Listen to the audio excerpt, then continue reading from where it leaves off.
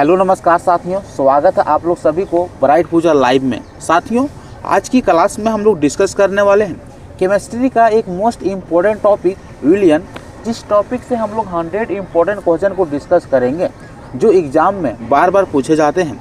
तो यदि आप इस क्लास को अच्छी तरह से देख लेते हैं तो इस टॉपिक से एक भी क्वेश्चन छूटने वाला नहीं है। पहला क्वेश्चन है, आरआरबी ग्रुप डी 2018 में पूछा गया है, विलियन क्या है? तो विलियन दो या दो से अधिक पदार्थ का समांगी मिश्रण होती है जिसमें एक पदार्थ दूसरे पदार्थ में घुल जाता है। तो जो पदार्थ घुलता है उसे हम लोग विलय के नाम से जानते हैं और जो पदार्थ दूसरे को अपने में घुला लेता है उसे हम लोग विलायक के नाम से जानते हैं। तो ऑप्शन सी इसका सही आंसर हो जाती है। यदि हम लोग बात करेंगे नींबू और पानी का घोल, तो नींबू क्या हो जाती है? नींबू और पानी की घोल। तो इसमें दोनों मिश्रण करते हैं तो नींबू इसमें घुल जाएगा, तो नींबू विलय हो जाता है और पानी विलायक हो जाती है। तो इस बात को ध्यान रखिएगा, यानी कि जो पदार्थ अपने में घुला लेता है उसे हम लोग विलायक कहते हैं, जो पदार्थ दूसरे में घुल जाता है उसे हम लोग विलय कहते हैं। तो इस बात को ध्यान रखिएगा। एक एग्जाम्पल और ले सकते हैं, जैसे नमक पानी का घोल। ठीक है, तो नमक पानी क्या हो गया? विलायक हो गया, और नमक क्या हो गया? विलय हो गया। अगला क्वेश्चन है, विलियन का वह घटक जो अधिक मात्रा में होता है वह कहलाता है। तो विलियन का वह घटक जो अधिक मात्रा में होती है, यानी कि जो अधिक मात्रा में रहेगी वह किसी दूसरे को अपने में घुला लेगी, तो वह विलायक कहलाएगी। तो ऑप्शन नंबर 20 का सही आंसर हो जाती है। अगला क्वेश्चन है, नमक को पानी में घोलने पर नमक होता है। तो अभी हम लोग डिस्कस किए कि नमक और पानी के घोल में नमक घुल जाता है, तो जो पदार्थ घुलता है उसे हम लोग विलय के नाम से जानते हैं। तो ऑप्शन नंबर 20 का सही आंसर हो जाती है। अगला क्वेश्चन है 4 नंबर का, निम्न में से कौन सा समांगी मिश्रण है? तो अभी हम लोग बात किए कि समांगी मिश्रण में क्या होती है, जैसे कि नींबू और पानी का घुलना, ठीक है, नमक और पानी का घुलना। तो इसमें बोल रहा है कि कौन सा समांगी मिश्रण है, तो नमक और पानी का घोल समांगी मिश्रण हो जाती है। तो ऑप्शन नंबर सी इसका सही आंसर हो जाती है। अगला क्वेश्चन है, निलंबन की विशेषता है। तो ध्यान से समझिएगा, यह क्वेश्चन बहुत इंपॉर्टेंट है कि निलंबन की विशेषता है। ऑप्शन नंबर ये, कण नहीं दिखाई देता है, तो यह ऑप्शन गलत है, क्योंकि निलंबन की कण दिखाई देता है, तो यह ऑप्शन गलत है। अगला ऑप्शन में दिया गया है कि निलंबन का कण नीचे बैठ जाता है, तो इस बात सही हो जाता है, क्योंकि निलंबन का कण नीचे बैठ जाता है जब मिश्रण को शांत छोड़ दिया जाता है। अगला है, और प्रकाश नहीं फैलाता है। तो यह भी बात बिल्कुल गलत है, क्योंकि निलंबन की कण प्रकाश को फैलाता है। इस बात को ध्यान में रखिएगा। निलंबन की कण अस्थायी होता है, तो नहीं, निलंबन की कण यह अस्थायी होती है। तो इस बात को ध्यान रखिएगा। यहाँ से इतना फैक्ट बन सकता था। इस तरह से क्वेश्चन एग्जाम में पूछा जाता है घुमा फिरा कर, तो आप ध्यान में रखिएगा।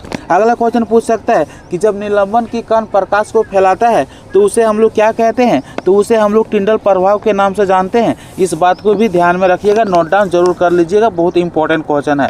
अगला क्वेश्चन देख सकते हैं कि आरआरबी एनटीपीसी 2021 में पूछा गया है कि कोलाइड विलियन में कणों का आकार होती है। तो कोलाइड विलियन में कणों की आकार जो होती है वह 1 नैनोमीटर से 1000 नैनोमीटर के बीच में होती है। यदि 1000 नैनोमीटर के बीच ऑप्शन में नहीं है तो 1 नैनोमीटर से 100 नैनोमीटर के बीच होती है। तो ऑप्शन नंबर 20 का सही आंसर हो जाती है। अगला क्वेश्चन है, टिंडल प्रभाव किसमें दिखाई देता है? बहुत इंपॉर्टेंट क्वेश्चन है। तो टिंडल प्रभाव कोलाइड विलियन और निलंबन में दिखाई देता है। तो ऑप्शन नंबर बी और सी इसका सही आंसर हो जाती है। अगला क्वेश्चन है, दूध किस प्रकार का कोलाइड है? बहुत इंपॉर्टेंट क्वेश्चन है। इसी तरह से क्वेश्चन एग्जाम में पूछा जाता है। आप देख सकते हैं यह क्वेश्चन आरआरबी एनटीपीसी 2020 में पूछा गया है कि दूध किस प्रकार का कोलाइड है। तो दूध जो है वह इमल्सन और लियोफिलिक कोलाइड है। तो इस बात को ध्यान रखिएगा। तो ऑप्शन नंबर सी इसका सही आंसर हो जाती है। अगला क्वेश्चन है, विलियन की सांद्रता निर्भर करती है। बहुत ही इंपॉर्टेंट क्वेश्चन है। इसी तरह से क्वेश्चन पूछे जाते हैं। आप देख सकते हैं, प्रीवियस ईयर क्वेश्चन उठा के देख सकते हैं, और ये भी प्रीवियस ईयर क्वेश्चन पेपर ही है, आप यहाँ पे भी देख सकते हैं। ठीक है, तो विलियन की सांद्रता निर्भर करती है, तो विलय और विलायक पर निर्भर करती है। तो ऑप्शन नंबर सी इसका सही आंसर हो जाती है। अगला क्वेश्चन है 10 नंबर का, निम्न में से कौन सा सच्चा विलियन नहीं है? तो नमक और पानी सच्चा विलयन है। चीनी का घोल में पानी करेंगे यानी चीनी और पानी को मिश्रण करेंगे, वो भी सच्चा विलयन है। कॉपर सल्फेट और पानी, ये भी सच्चा विलयन है। तो दूध सच्चा विलयन नहीं है। तो ऑप्शन नंबर सी इसका सही आंसर हो जाती है। अगला क्वेश्चन है 11 नंबर का, सच्चे विलयन के कणों की आकार होती है। तो सच्चे विलयन का कणों की आकार जो होती है वह 1 नैनोमीटर से कम होती है। तो ऑप्शन नंबर सी इसका सही आंसर हो जाती है। कोलाइड विलयन में कण क्या होते हैं? तो कोलाइड विलयन में कण अस्थायी रूप से निलंबित रहते हैं यानी नीचे नहीं बैठते हैं। तो ऑप्शन नंबर सी इसका सही आंसर हो जाता है। अगला क्वेश्चन है, निलंबन की पहचान क्या है? तो निलंबन एक विषमांगी मिश्रण है जिसमें ठोस कण द्रव में तैरते रहता है, घुलता नहीं है। यदि मिश्रण को शांत छोड़ देते हैं तो निलंबन की कण नीचे बैठ जाता है। तो ऑप्शन नंबर सी इसका सही आंसर हो जाती है। अगला क्वेश्चन है, निम्न में से कौन टिंडल प्रभाव दिखाता है? बहुत इंपॉर्टेंट क्वेश्चन है कि निम्न में से कौन टिंडल प्रभाव को दिखाता है? तो दूध टिंडल प्रभाव को दिखाता है। तो ऑप्शन नंबर सी इसका सही आंसर हो जाती है। अगला क्वेश्चन है, धुआं किस प्रकार का कोलाइड है? तो धुआं एरोसोल की कोलाइड है। तो ऑप्शन नंबर सी इसका सही आंसर हो जाती है। अगला क्वेश्चन है, कोलाइड कणों का पृथक्करण किया जाता है यानी कोलाइड कणों के किसके माध्यम से अलग किया जा सकता है? तो वह है अपोहन और अपकेंद्रीय विधि के द्वारा। तो ऑप्शन नंबर सी इसका सही आंसर हो जाती है। यदि यहाँ पे अपकेंद्रीय विधि नहीं रहता तो अपोहन विधि रहता। इस बात को आप लोग ध्यान में रख लीजिएगा। अगला क्वेश्चन है, दूध में विलेय और विलायक क्रमशः है। तो दूध में विलेय वसा है और विलायक जल है। तो ऑप्शन नंबर ये इसका सही आंसर हो जाती है। तो इस बात को आप लोग ध्यान में रखिएगा। अगला क्वेश्चन है, कोलाइड विलयन का उदाहरण है।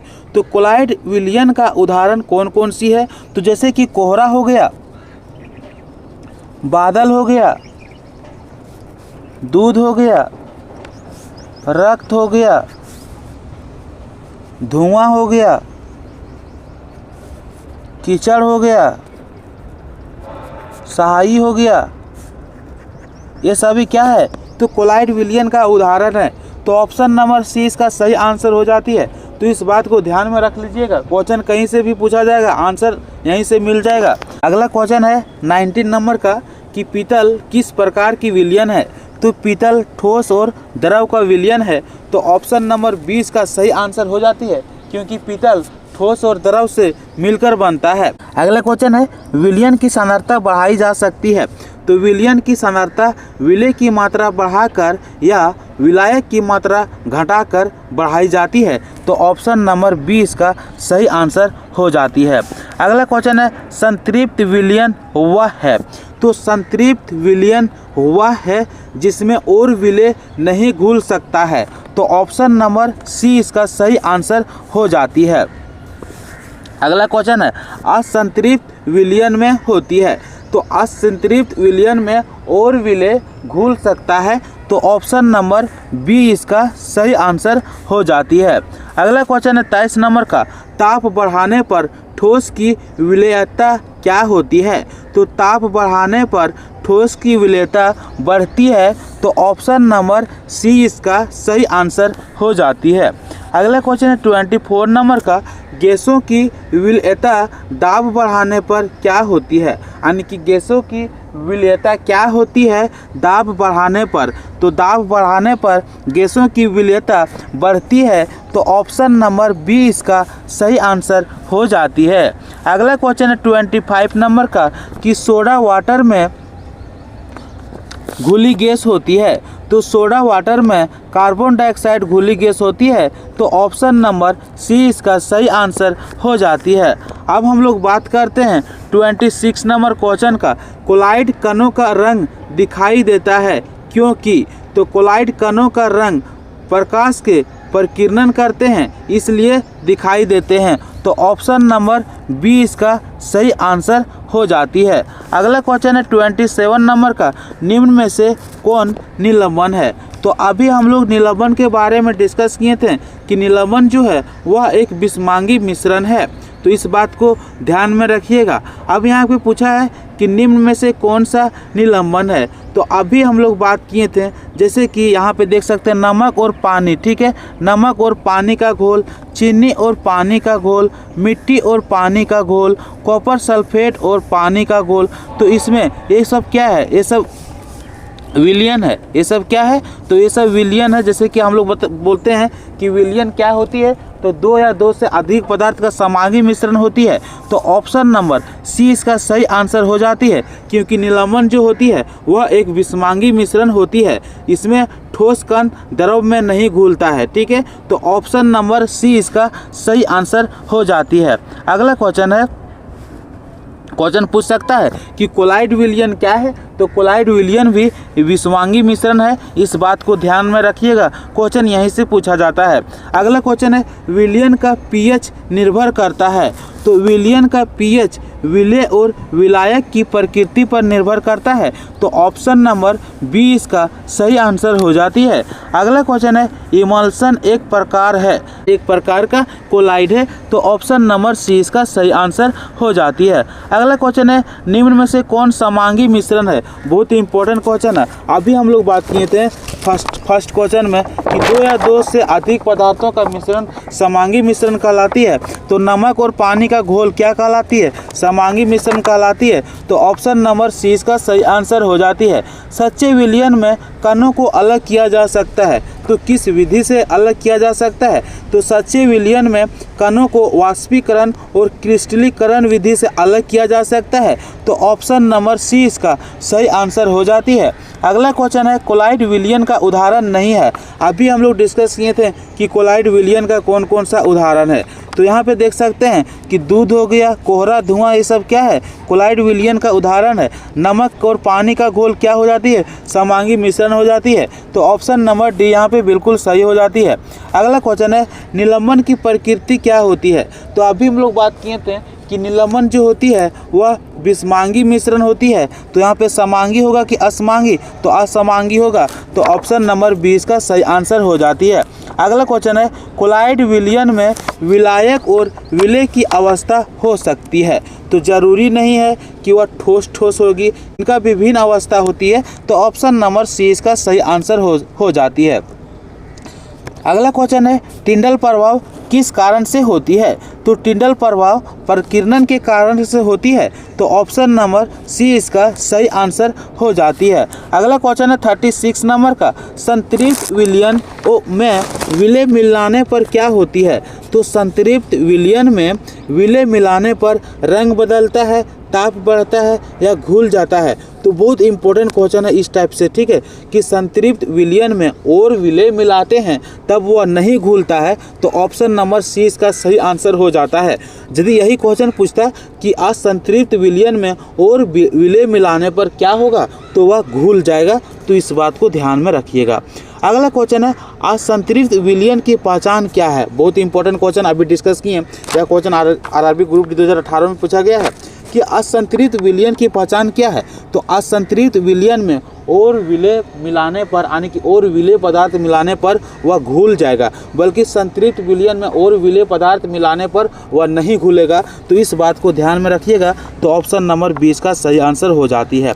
अगला क्वेश्चन है 38 नंबर का कि गैसों की विलेयता ताप बढ़ाने पर क्या होती है, तो गैसों का विलेयता ताप बढ़ाने पर घटती है, तो ऑप्शन नंबर बी इसका सही आंसर हो जाती है। बहुत इंपॉर्टेंट क्वेश्चन है, आप देख सकते हैं सारे इंपॉर्टेंट क्वेश्चन है किस टाइप से पूछा गया है एग्जाम में, घुमा फिराकर एक ही क्वेश्चन को। सोडा वाटर किस प्रकार का विलयन है, ठीक है, सोडा वाटर, तो सोडा क्या है, तो सोडा गैस है, CO2 है, ठीक है, और वाटर, तो वाटर द्रव है, यानी कि लिक्विड है, तो ठोस, तो द्रव और गैस इसका सही आंसर हो जाती है, तो ऑप्शन नंबर सी इसका सही आंसर हो जाएगा, आप देख सकते हैं 39 नंबर का। अब हम लोग बढ़ते हैं अगला क्वेश्चन 40 नंबर का कि विलयन की सांद्रता बढ़ाने के लिए क्या ज़रूरत पड़ती है, तो विलयन की सांद्रता बढ़ाने के लिए विलेय को बढ़ाना पड़ता है। तो ऑप्शन नंबर सी इसका सही आंसर हो जाती है। तो आप देख सकते हैं, बहुत इंपॉर्टेंट क्वेश्चन। अगला क्वेश्चन है, पीतल में विलेय और विलायक क्रमशः है। तो पीतल जो बनती है वह जास्ता और तांबा से मिलकर बनती है, ठीक है। तो जास्ता की मात्रा जो होती है वह कम होती है, तब वह घुल जाता है, तो जास्ता विलेय कहलाएगा। और तांबा जो होती है उसका मात्रा अधिक होती है, तो जिसका मात्रा अधिक होती है, जो पदार्थ अपने में किसी दूसरे पदार्थ को घुला लेता है, तो उसे हम लोग विलायक कहते हैं। तो ऑप्शन नंबर बी इसका सही आंसर हो जाती है। अगला क्वेश्चन है, निम्न में से कौन सा सच्चा विलयन है। बहुत इंपॉर्टेंट क्वेश्चन है। तो नमक और पानी का घोल सच्चा विलयन है। तो ऑप्शन नंबर सी इसका सही आंसर हो जाती है। अगला क्वेश्चन है, कोलाइड कणों को निस्यंदन से अलग नहीं किया जा सकता है, क्योंकि। तो कोलाइड कणों को निस्यंदन से अलग नहीं किया जा सकता है क्योंकि कोलाइड के कण बहुत छोटे होते हैं। तो ऑप्शन नंबर बी इसका सही आंसर हो जाती है। क्वेश्चन है, जेल किस प्रकार का कोलाइड है। तो जेल द्रव और ठोस का कोलाइड है। अगला क्वेश्चन पूछ सकता है कि पनीर, जेली, मक्खन किस प्रकार का कोलाइड है। तो यह भी द्रव और ठोस का कोलाइड है। अब हम लोग बात करेंगे कि जेल किसे कहते हैं। तो जब द्रव माध्यम में ठोस फंस जाता है तो उसे हम लोग जेल कहते हैं। जैसे कि पनीर हो गया, मक्खन हो गया, जेली हो गया, ये सभी जेल के अंतर्गत आते हैं। अगला क्वेश्चन ये तो भी बन सकता है कि सॉल किसे कहते हैं। तो यदि ठोस के छोटे कण द्रव माध्यम में फैला होता है तो उसे हम लोग सॉल के नाम से जानते हैं। इस बात को ध्यान में रखिएगा। और सॉल का उदाहरण कौन कौन सी हो गया, जैसे कि पेंट हो गया, सहाई हो गया, मिट्टी का पानी हो गया, ये सभी क्या हो गया, सॉल का उदाहरण हो गया। तो इस बात को ध्यान में रखिएगा। अगला क्वेश्चन है 45 नंबर का, निम्न में से कौन सा इमल्सन है। बहुत इंपॉर्टेंट क्वेश्चन है। तो दूध इमल्सन का उदाहरण है। तो ऑप्शन नंबर ये इसका सही आंसर हो जाती है। अगला क्वेश्चन है, विलयन का ताप बढ़ाने पर ठोस की विलेयता क्या होती है। तो विलयन का ताप बढ़ाने पर ठोस की विलेयता बढ़ जाती है। तो ऑप्शन नंबर बी इसका सही आंसर हो जाती है। अगला क्वेश्चन है, निलंबन को अलग किया जा सकता है। तो निलंबन को निष्पदन, अपकेंद्रण और निस्तारण विधि से अलग किया जा सकता है। तो ऑप्शन में छनन देखने को मिल रहा है। तो ऑप्शन नंबर बी इसका सही आंसर हो जाती है। अगला क्वेश्चन है, कोलाइड विलयन में कणों की आकार होती है। तो कोलाइड विलयन में कणों की आकार 1 नैनोमीटर से 100 नैनोमीटर के बीच 1000 नैनोमीटर के बीच होता है। तो ऑप्शन नंबर 20 का सही आंसर हो जाती है। अब हम बात करते हैं अगला क्वेश्चन कौन सी है कि विलयन का उदाहरण है। तो विलयन का उदाहरण कौन कौन सी है, जैसे कि चीनी और पानी का घोल, तेल और पानी, मिट्टी और पानी, ये सब क्या है, विलयन का उदाहरण है। क्योंकि विलयन जो होती है सो दो प्रकार की होती है, एक समांगी मिश्रण होती है, एक विषमांगी मिश्रण होती है। तो चीनी और पानी कैसा घोल है, तो समांगी मिश्रण हो गया। मिट्टी और पानी कैसा घोल हो गया, तो असमांगी मिश्रण हो गया। तो ठीक इसी प्रकार से धुआं जो है यह क्या है, तो यह विलयन का उदाहरण नहीं है। तो ऑप्शन नंबर डी इसका सही आंसर हो जाती है। अगला क्वेश्चन है, समांगी मिश्रण की पहचान क्या होती है। तो समांगी मिश्रण की पहचान होती है कि उसमें समान संगठन पाई जाती है। तो ऑप्शन नंबर सी इसका सही आंसर हो जाती है। अगला क्वेश्चन है, जल में चीनी का घोल कैसा विलयन है। तो जल में चीनी का घोल सच्चा विलयन का उदाहरण है। तो ऑप्शन नंबर सी इसका सही आंसर हो जाती है। अगला क्वेश्चन है, कोलाइड विलयन में प्रकाश का पथ दिखाई देता है, तो इसे क्या कहते हैं।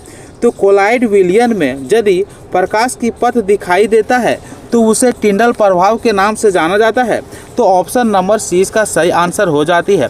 अगले में से कौन गैस का विलयन है, बहुत इंपॉर्टेंट क्वेश्चन है। तो हवा गैस का विलयन है। तो ऑप्शन नंबर 20 का सही आंसर हो जाती है। अगला क्वेश्चन है, विलेय में विलयन की मात्रा अधिक हो तब कौन सी विलयन कहलाती है। तो यदि विलयन में विलेय की मात्रा अधिक हो तब वह सांद्र विलयन के नाम से जाना जाता है।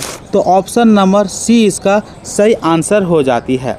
अगला क्वेश्चन पूछ सकता है कि यदि विलयन में विलेय पदार्थ अधिक मात्रा में घुली हुई है और विलेय नहीं घुल सकती है तब उसे क्या कहते हैं? तब उसे संतृप्त विलयन कहते हैं। तो इस बात को ध्यान में रखिएगा।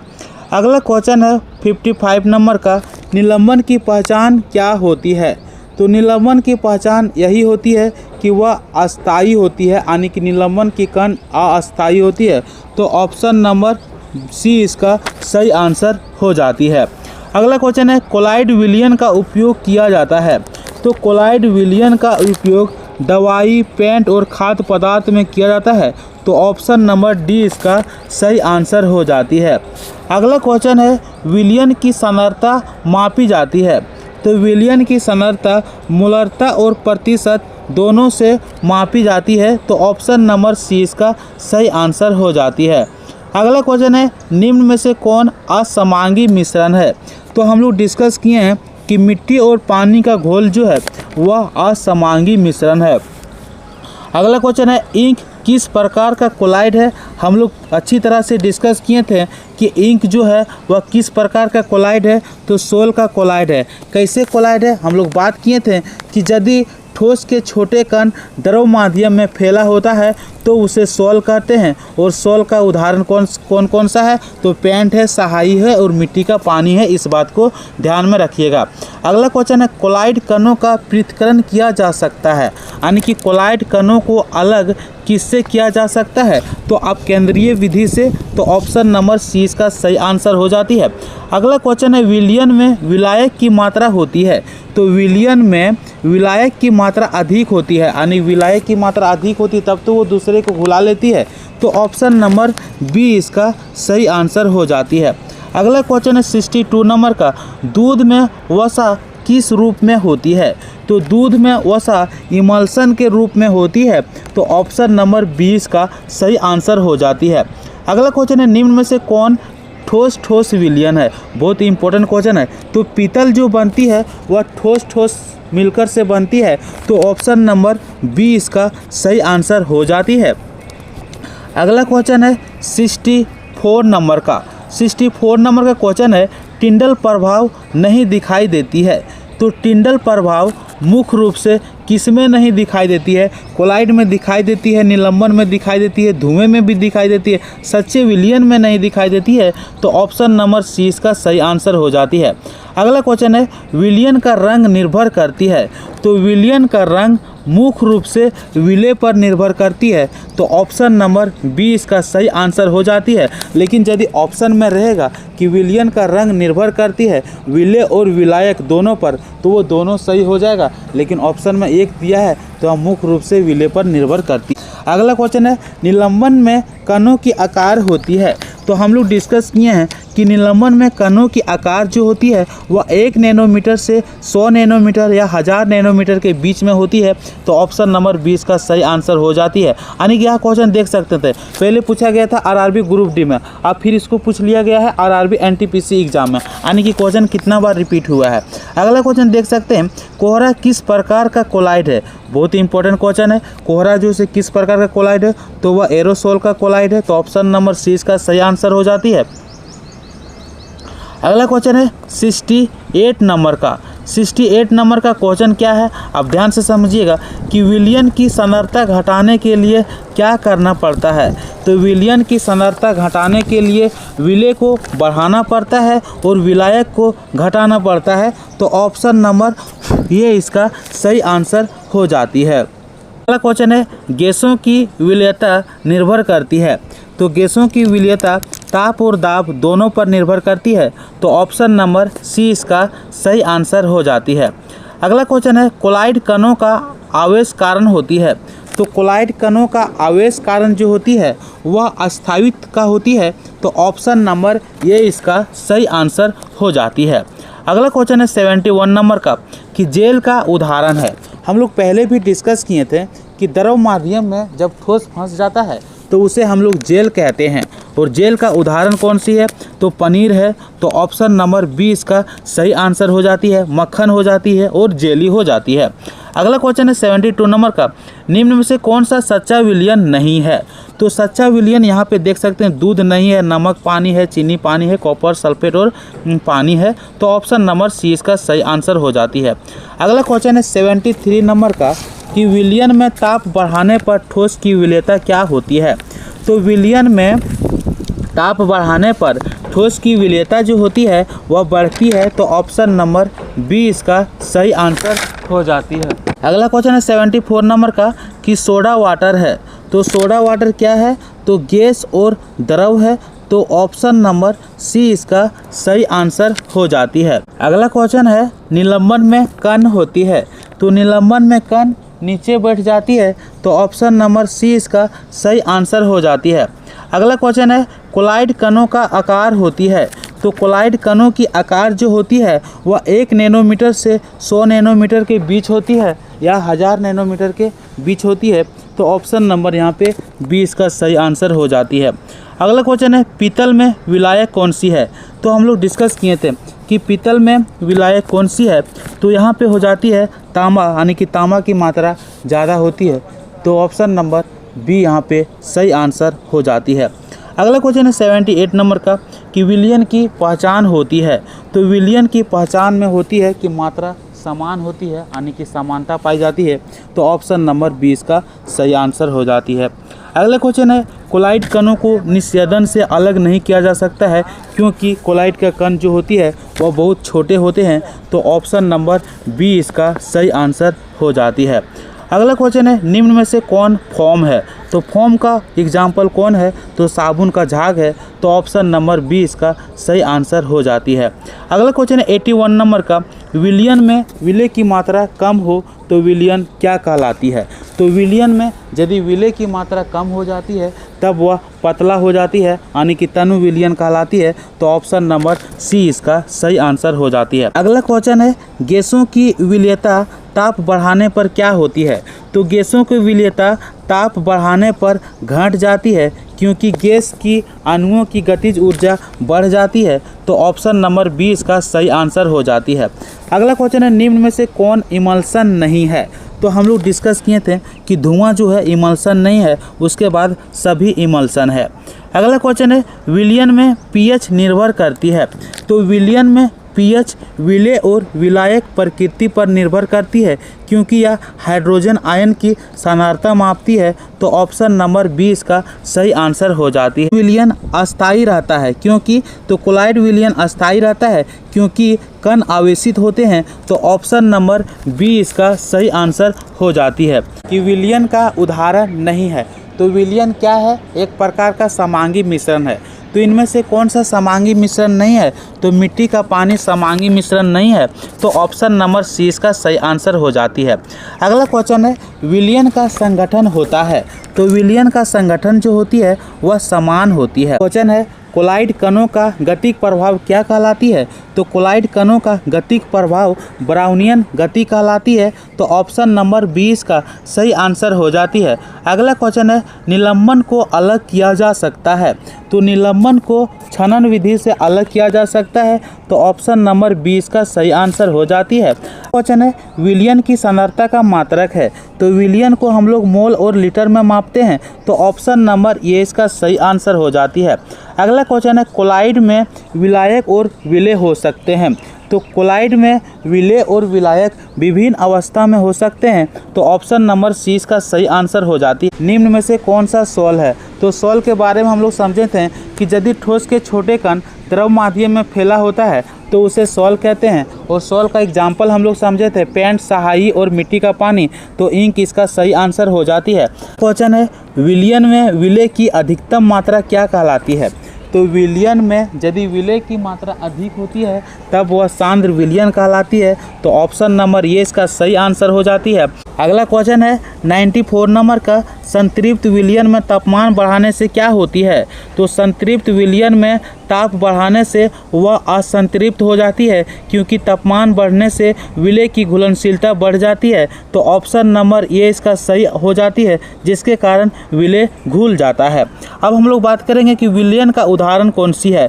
तो विलयन का उदाहरण हवा हो गया। तो ऑप्शन नंबर सी इसका सही आंसर हो जाती है। अगला क्वेश्चन है 94 नंबर का कि संतृप्त विलयन में तापमान बढ़ाने पर क्या होती है।